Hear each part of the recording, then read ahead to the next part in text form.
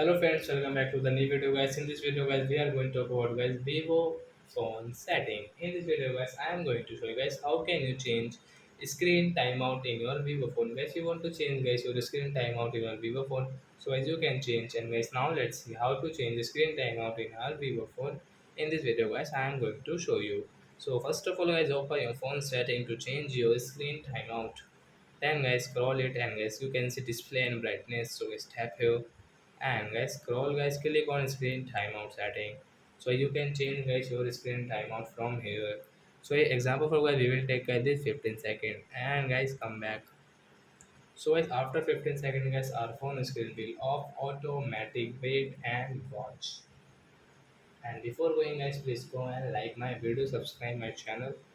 And friends, you have any doubt in your Vivo phone, so you can ask me in comment section. Guys, you can see it's going to and off.